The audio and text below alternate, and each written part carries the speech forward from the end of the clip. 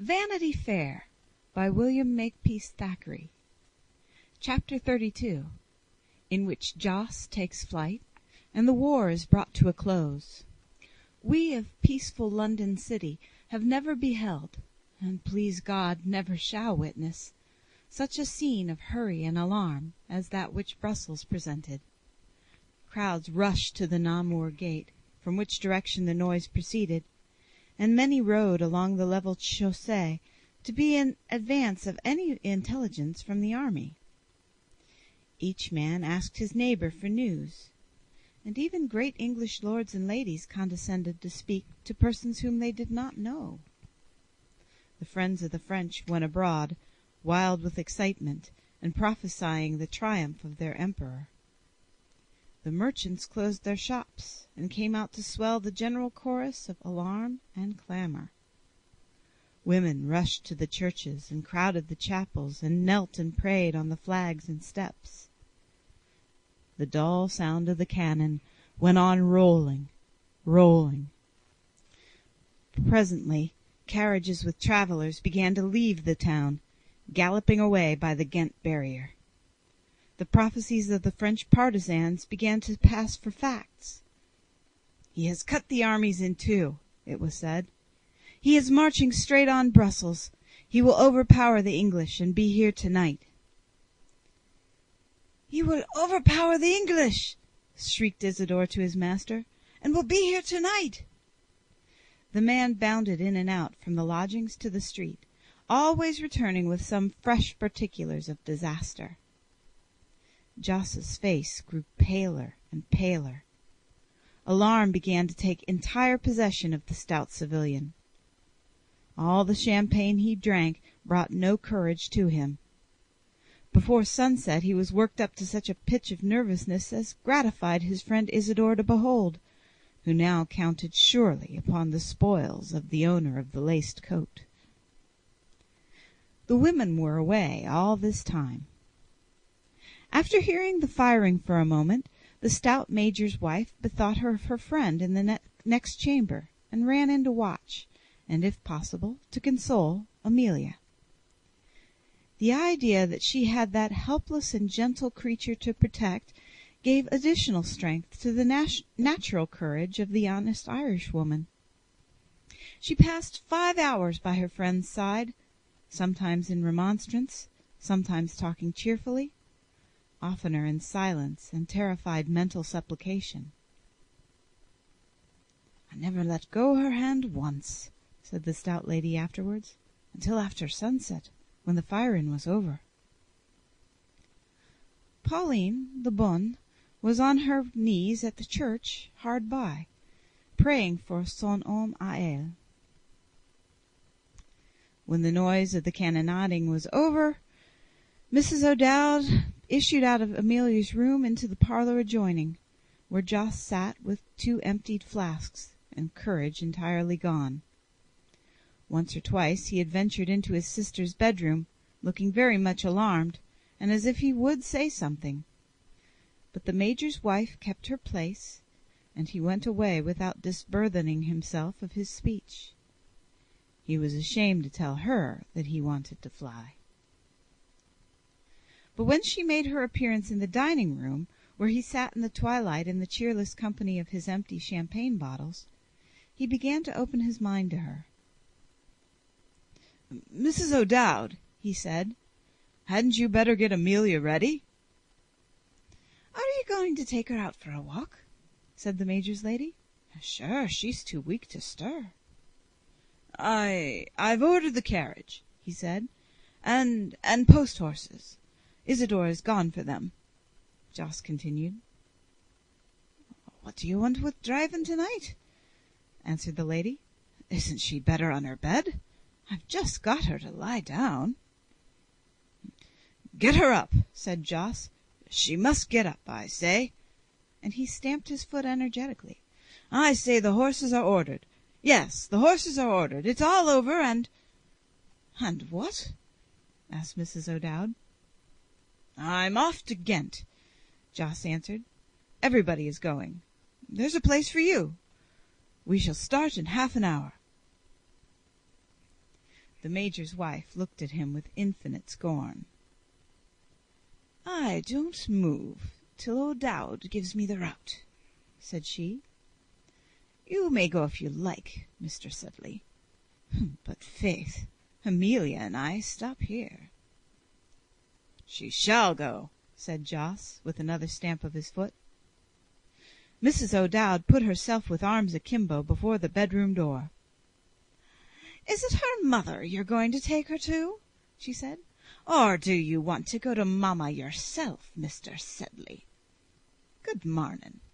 A pleasant journey to you, sir. Bon voyage, as they say. And take my counsel, and shave off them mustachios, or they'll bring you into mischief." "Tea! Dash-dash-in!" yelled out Jos, wild with fear, rage, and mortification. And Isidore came in at this juncture, swearing in his turn. "Pas de chevaux! Sacre bleu!" hissed out the furious domestic. All the horses were gone. Jos was not the only man in Brussels seized with panic that day. But Jos's fears, great and cruel as they were already, were destined to increase to an almost frantic pitch before the night was over. It has been mentioned how Pauline de Beaune had son homme à elle also in the ranks of the army that had gone out to meet the Emperor Napoleon. This lover was a native of Brussels, and a Belgian hussar. The troops of his nation signalized themselves in this war for anything but courage, and young Van Cutsum, Pauline's admirer, was too good a soldier to disobey his colonel's orders to run away.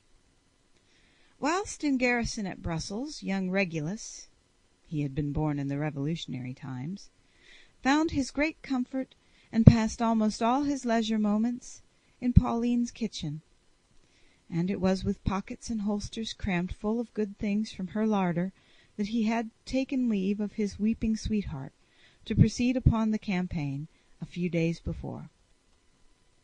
As far as his regiment was concerned, this campaign was over now. They had formed a part of the division under the command of his sovereign apparent, the Prince of Orange, and as respected length of swords and mustachios, and richness of uniform and equipments, Regulus and his comrades looked to be as gallant a body of men as ever trumpet sounded for.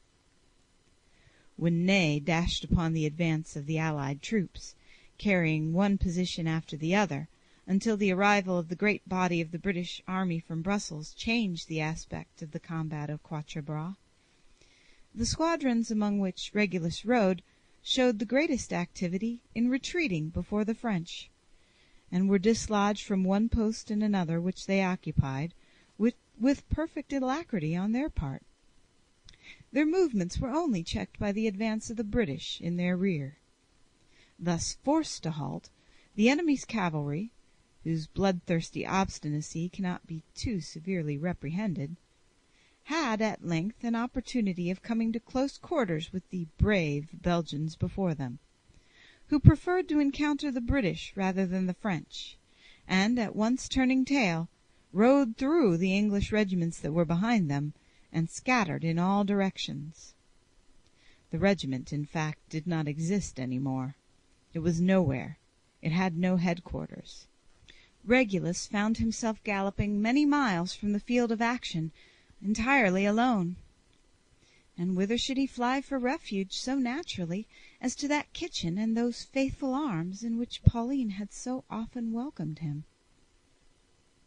At some 10 o'clock, the clinking of a saber might have been heard up the stair of the house where the Osbornes occupied a story in the continental fashion.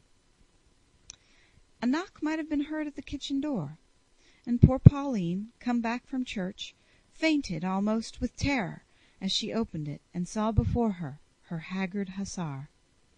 He looked as pale as the midnight dragoon who came to disturb Leonora. Pauline would have screamed, but that her cry would have called her masters and discovered her friend. She stifled her scream then, and leading her hero into the kitchen, gave him beer and the choice bits from the dinner, which Jos had not had the heart to taste. The hussar showed he was no ghost by the prodigious quantity of flesh and beer which he devoured, and during the mouthfuls he told his tale of disaster. His regiment had performed prodigies of courage, and had withstood for a while the onset of the whole French army. But they were overwhelmed at last, as was the whole British army by this time. Ney destroyed each regiment as it came up.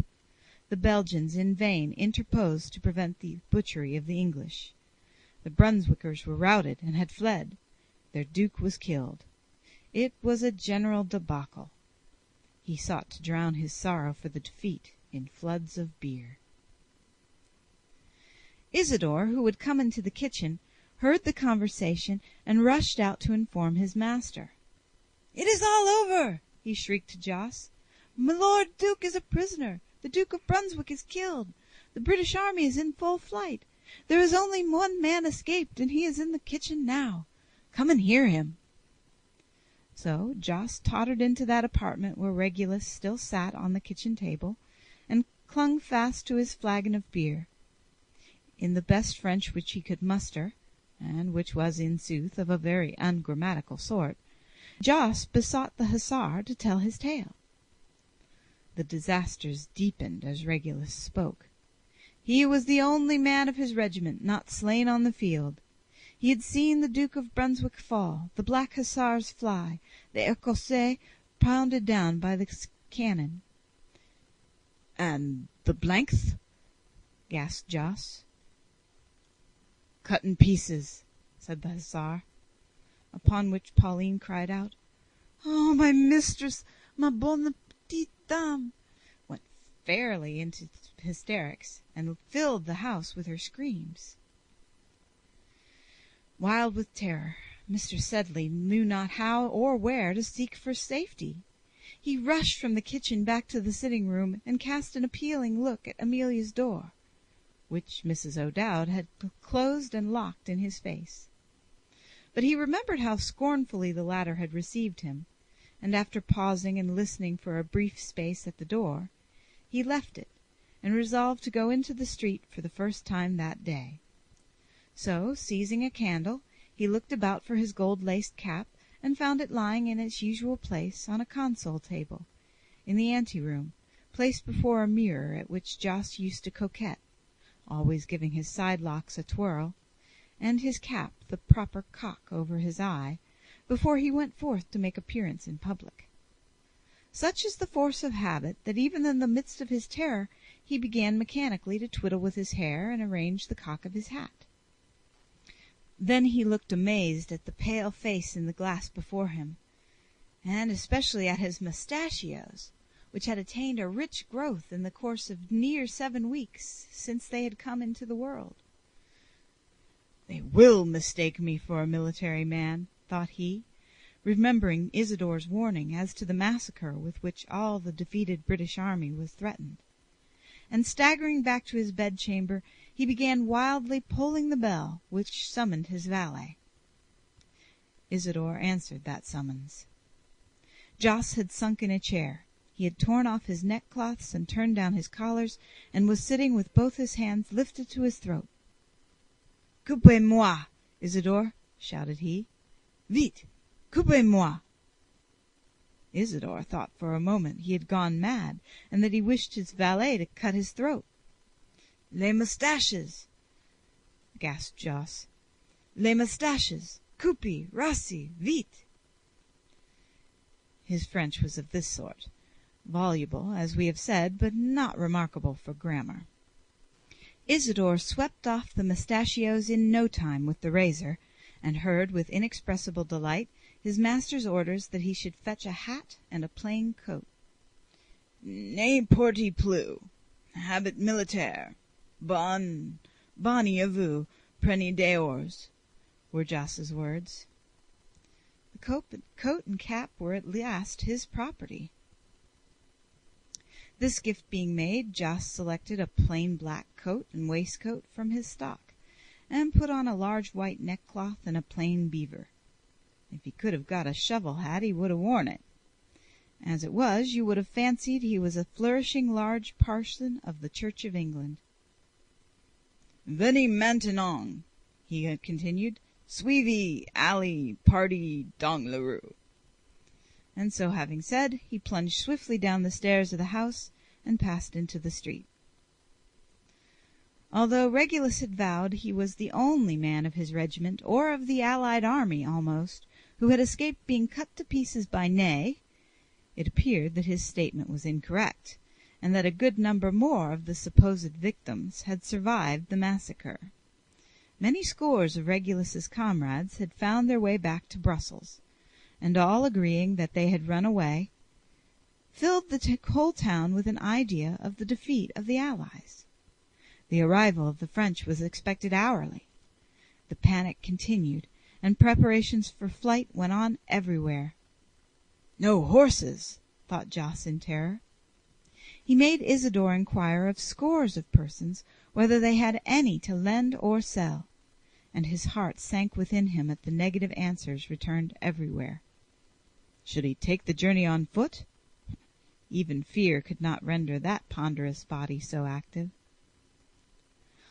Almost all the hotels occupied by the English in Brussels faced the park, and Jos wandered irresolutely about in this quarter, with crowds of other people, oppressed as he was by fear and curiosity.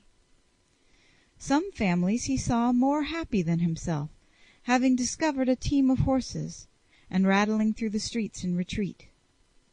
Others again there were whose case was like his own, and who could not, for any bribes or entreaties, procure the necessary means of flight.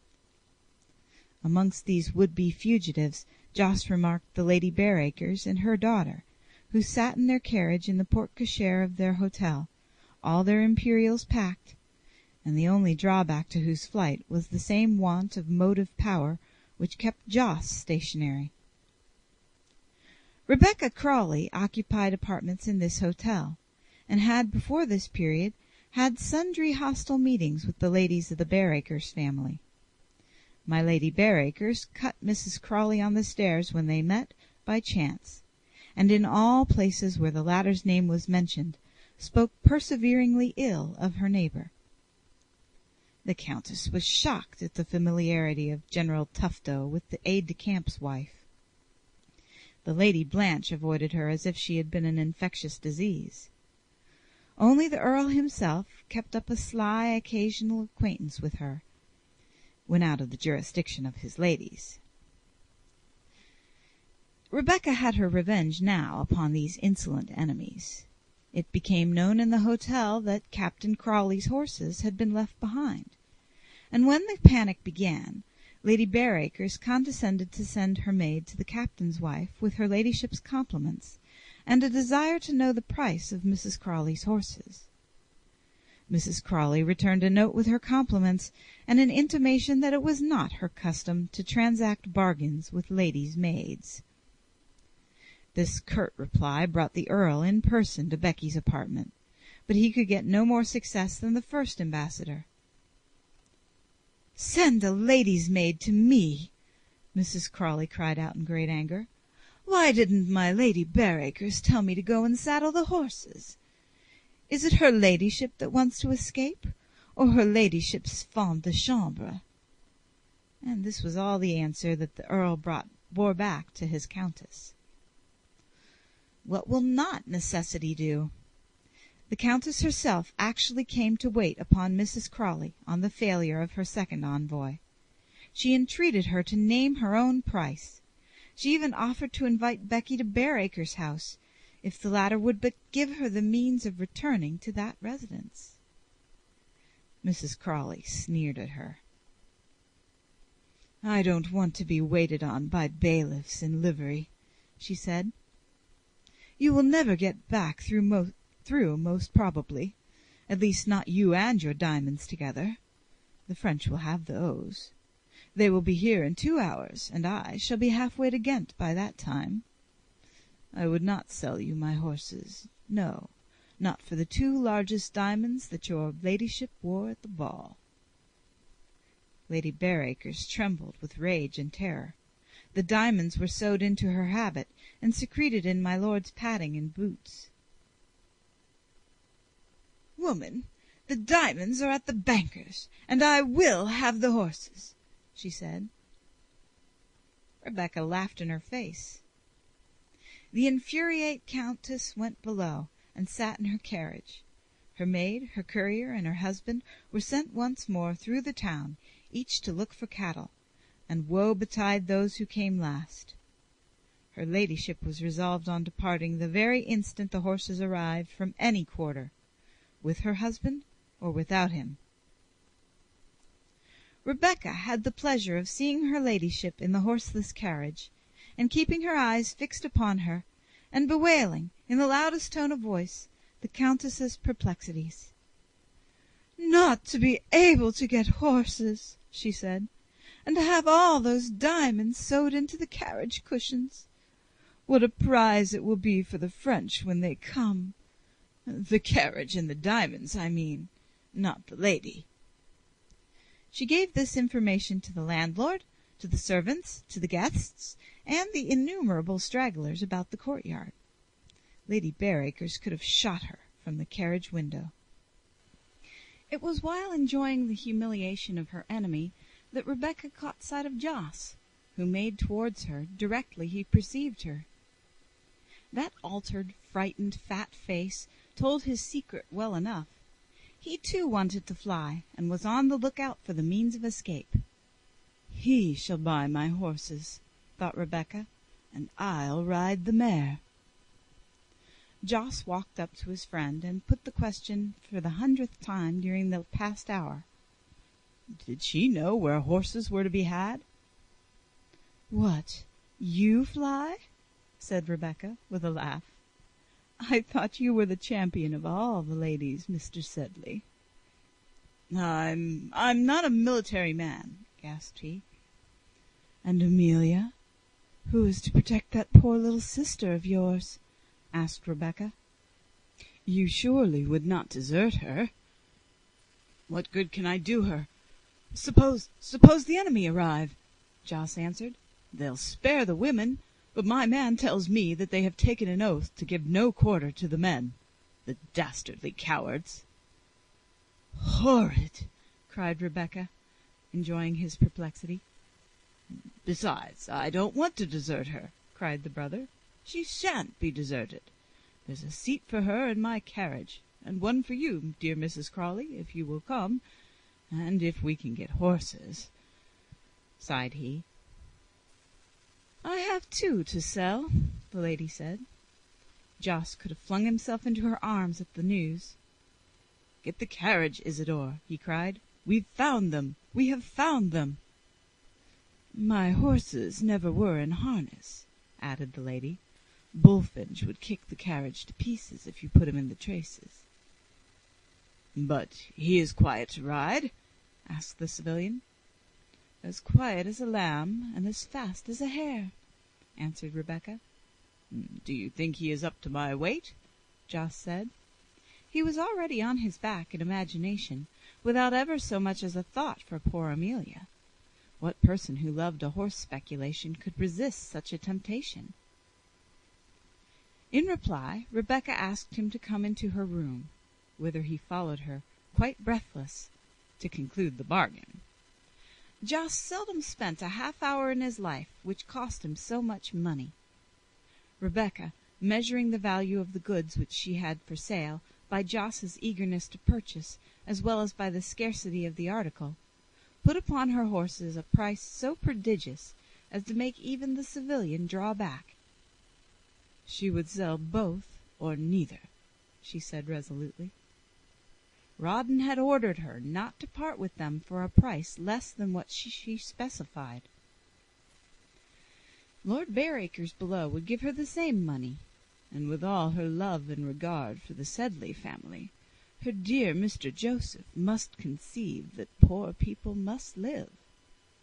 Nobody, in a word, could be more affectionate, but more firm about the matter of business. Jos ended by agreeing, as might be supposed of him. The sum he had to give her was so large that he was obliged to ask for time.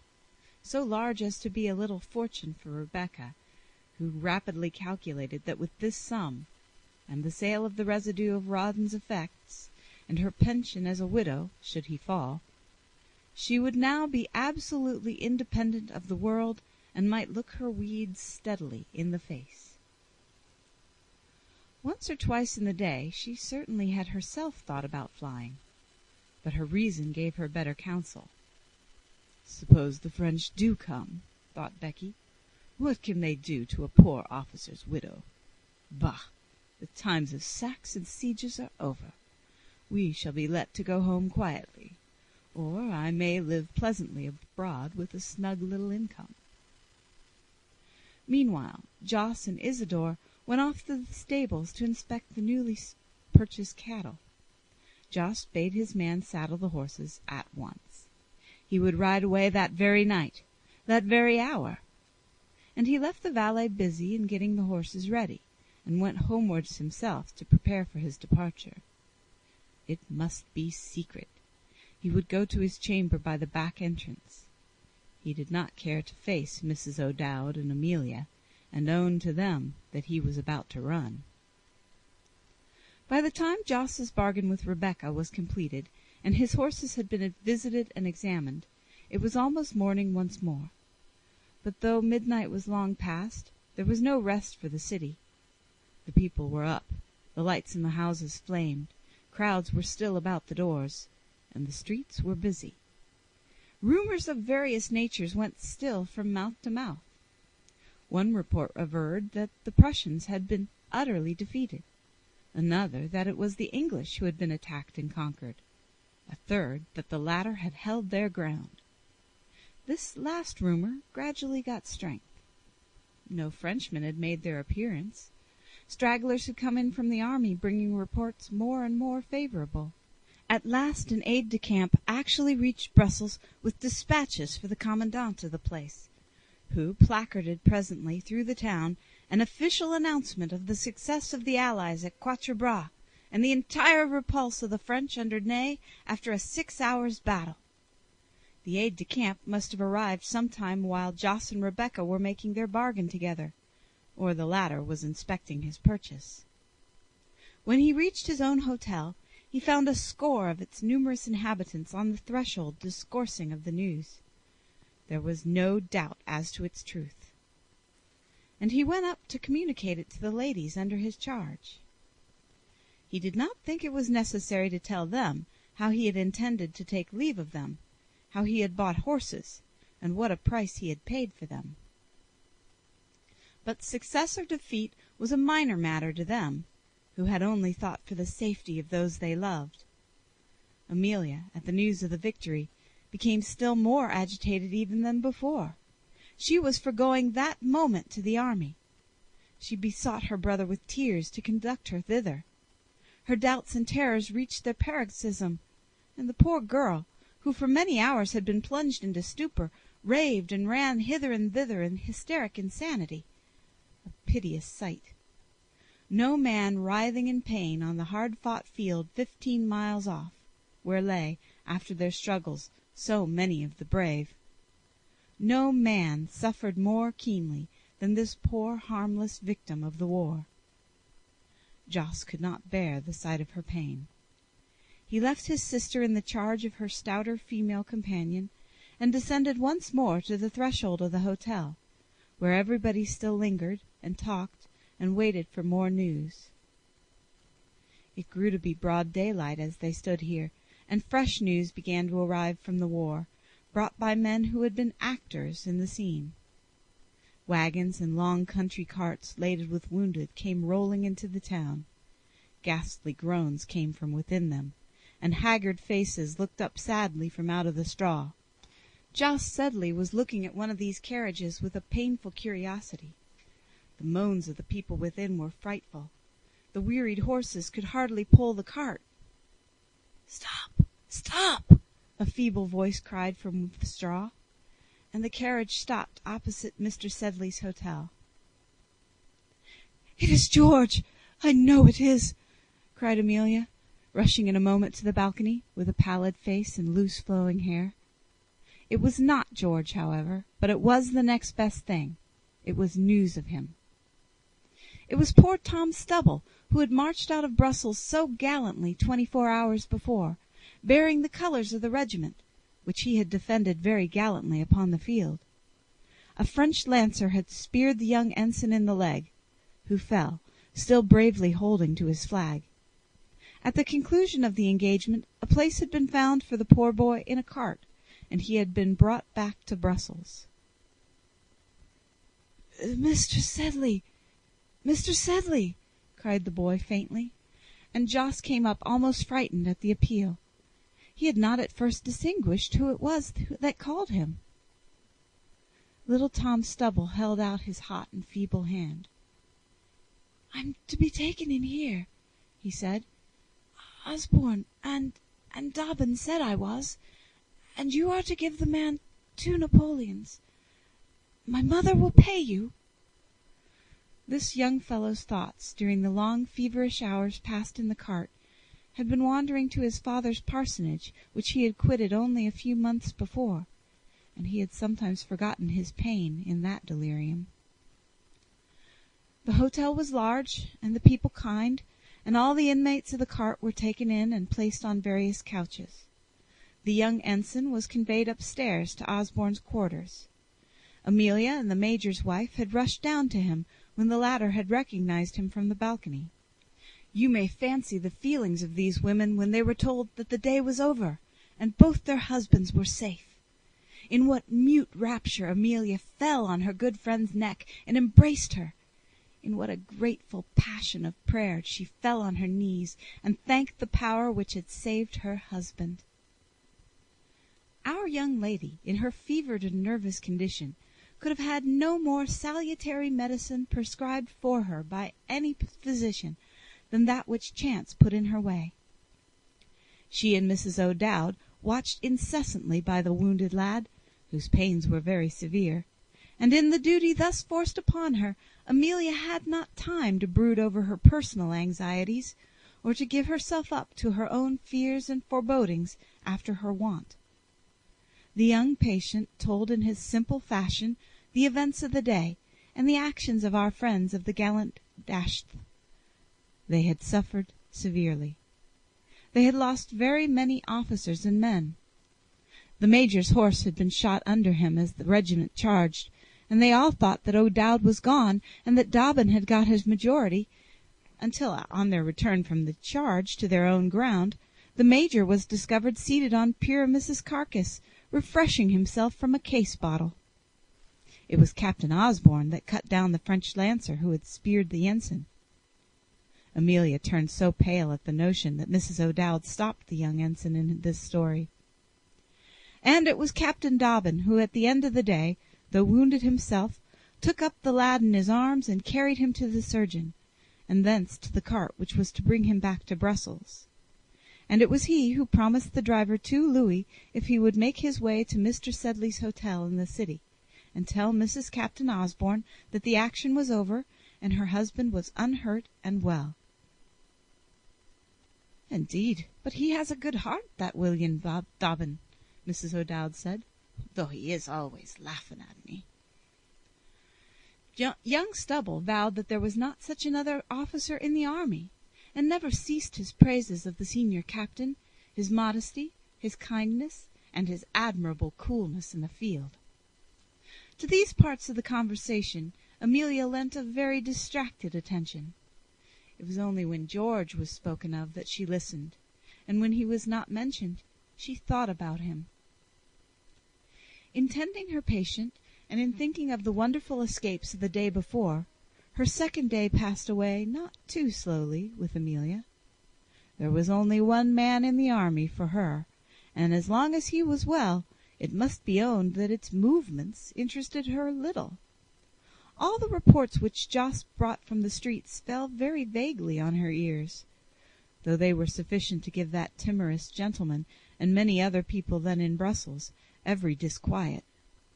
The French had been repulsed, certainly, but it was after a severe and doubtful struggle, and with only a division of the French army. The Emperor with the main body was away at Ligny, where he had utterly annihilated the Prussians, and was now free to bring his whole force to bear upon the allies. The Duke of Wellington was retreating upon the capital, and a great battle must be fought under its walls, probably, of which the chances were more than doubtful. The Duke of Wellington had but 20,000 British troops on whom he could rely, for the Germans were raw militia, the Belgians disaffected, and with this handful his Grace had to resist 150,000 men that had broken into Belgium under Napoleon. Under Napoleon! What warrior was there, however famous and skilful, that could fight at odds with him? Jos thought of all these things and trembled. So did all the rest of Brussels, where people felt that the fight of the day before was but the prelude to the greater combat which was imminent. One of the armies opposed to the Emperor was scattered to the winds already. The few English that could be brought to resist him would perish at their posts, and the conqueror would pass over their bodies into the city. Woe be to those whom he found there! Addresses were prepared. Public functionaries assembled and debated secretly. Apartments were got ready, and tricolored banners and triumphal emblems manufactured to welcome the arrival of His Majesty the Emperor and King. The emigration still continued, and wherever families could find means of departure, they fled. When Jos, on the afternoon of the 17th of June, went to Rebecca's hotel, he found that the great Bareacres carriage had at length rolled away from the porte cochere. The Earl had procured a pair of horses somehow, in spite of Mrs. Crawley, and was rolling on the road to Ghent. Louis the Desired was getting ready his portmanteau in that city too. It seemed as if misfortune was never tired of worrying into motion that unwieldy exile. Jos felt that the delay of yesterday had been only a respite, and that his dearly bought horses must of a surety be put into requisition. His agonies were very severe all this day. As long as there was an English army between Brussels and Napoleon, there was no need of immediate flight, but he had his horses brought from their distant stables to the stables in the courtyard of the hotel where he lived, so that they might be under his own eyes and beyond the risk of violent abduction. Isidore watched the stable door constantly, and had the horses saddled to be ready for the start. He longed intensely for that event. After the reception of the previous day, Rebecca did not care to come near her dear Amelia. She clipped the bouquet which George had brought her, and gave fresh water to the flowers, and read over the letter which he had sent her. "Poor wretch," she said, twirling round the little bit of paper in her fingers. "How I could crush her with this! And it is for a thing like this that she must break her heart, forsooth, for a man who is stupid, a coxcomb, and who does not care for her. My poor good Rawdon is worth 10 of this creature." And then she fell to thinking what she should do if anything happened to poor good Rawdon, and what a great piece of luck it was that he had left his horses behind.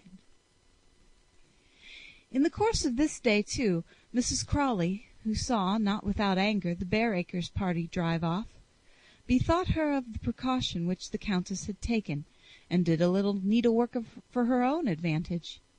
She stitched away the major part of her trinkets, bills, and banknotes about her person, and so prepared was ready for any event, to fly if she thought fit, or to stay and welcome the conqueror, were he Englishman or Frenchman.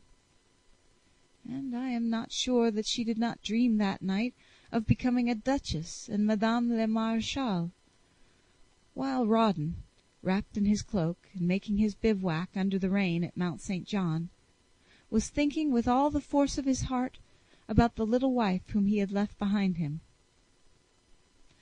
The next day was a Sunday, and Mrs. Major O'Dowd had the satisfaction of seeing both her patients refreshed in health and spirits by some rest which they had taken during the night. She herself had slept on a great chair in Amelia's room, ready to wait upon her poor friend or the ensign should either need her nursing.